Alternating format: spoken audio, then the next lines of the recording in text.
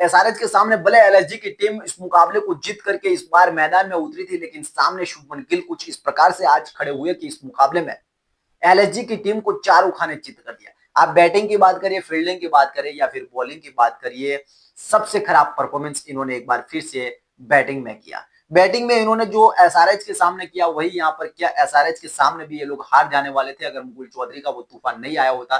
30 से 40 रनों की हार थी, लेकिन वो अविश्वसनीय मुकाबला था, भूल जाने वाला मुकाबला एसआरएच के लिए था। लेकिन वहां पर इनको समझ जाना था कि हमारी बैटिंग में कमजोरी है और उस कमजोरी को यहाँ पर एक बार जीटी के सामने फिर से इन्होंने दोहराया।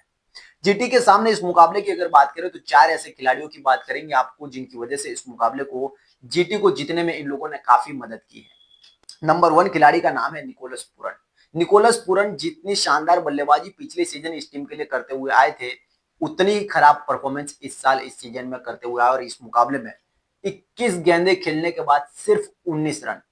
सामने कोई इतनी भी गेंदबाजी जबरदस्त नहीं हो रही थी कि 21 गेंद खेलने के बाद सिर्फ 19 रन ही आप बना पाओ। और यही वजह रही इस टीम के कि 21 गेंद में 19 रन, 100 के नीचे की स्ट्राइक रेट। और निकोलस पूरन जैसा खिलाड़ी अगर बनाएगा तो फिर सोचिए इस टीम का हाल कैसा होगा, क्योंकि निकोलस पूरन को आप एक हार्ड हिटर बैट्समैन के रूप में जानते हो। वो टीम को उबारने के लिए मैदान में आते हैं, डुबोने के लिए नहीं। लेकिन यहाँ पर इस सीजन, पूरे सीजन इस खिलाड़ी ने पूरी तरह से निराश किया और यहाँ इस मुकाबले में भी ऐसा ही परफॉर्मेंस किया। दूसरा जो खिलाड़ी है वो बैट्समैन का नाम है अब्दुल समद। अब्दुल समद पता नहीं कुछ काम में भी आ रहे हैं इनकी टीम में, वो ही नहीं समझ आ रहा है। लेकिन अगर इनकी आज की बैटिंग की बात करें तो वहां इन्होंने भी कुछ ऐसा ही कमाल किया है। इन्होंने 22 गेंदें खेली और सिर्फ 18 रन।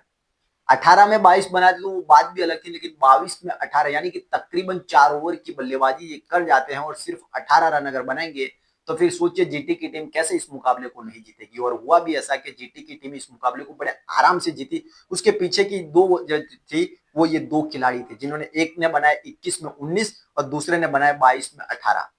दोनों ने मिलकर के 43 गेंद खेली और 43 गेंद यानी कि 7 ओवर की बल्लेबाजी की और 19 और 18 सिर्फ 37 रन इन दोनों खिलाड़ियों ने बनाए 7 ओवर में। तो फिर कैसे टीम जीटी की टीम इस मुकाबले को नहीं जीतेगी। इन दो खिलाड़ियों पर सोचना होगा आने वाले टाइम में एलएसजी की टीम को, वरना काफी मुश्किलें इनको हो सकती है।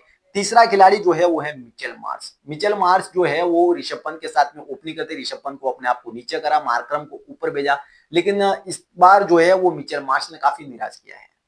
मिचेल मार्श ने इस बार इस आईपीएल में पूरी तरह से फ्लॉप रहे हैं और टीम की नैया डुबोने में इस खिलाड़ी का सबसे बड़ा हाथ है। पिछले मुकाबले में भी नहीं चले और यहाँ पर भी 4 गेंदों में सिर्फ 11 रन बनाए। बहुत तेज तर्रार पारी थी, लेकिन 11 रन से थोड़ी ना मुकाबले जीते जाते हैं। आप अगर ओपनर हो तो कम से कम 40-50 रन आपको बनाने होंगे, तभी जाकर के निचले बैट्समैनों पर भार कम होगा। लेकिन इन्होंने एक बार फिर से निराश किया और इस मुकाबले के सबसे बड़े हार के जिम्मेदार में से ये एक खिलाड़ी था। और चौथा खिलाड़ी जो है वो आयुष बदोनी। आयुष बदोनी वैसे इन पर कोई ब्लेम लगाना नहीं चाहिए, क्योंकि ये शानदार बल्लेबाजी पिछले कुछ टाइम से करते हुए आ रहे। पिछले मुकाबले में भी शानदार बल्लेबाजी की थी, लेकिन यहाँ पर इन्होंने भी ऐसे ही सेम बल्लेबाजी की, 11 गेंद 9 रन, सिर्फ 9 रन। और यही वजह रही कि इतनी धीमी बल्लेबाजी हुई एलएसजी की बैटिंग के द्वारा कि एक टाइम पर 131 रन पर 7 विकेट गिर चुके थे।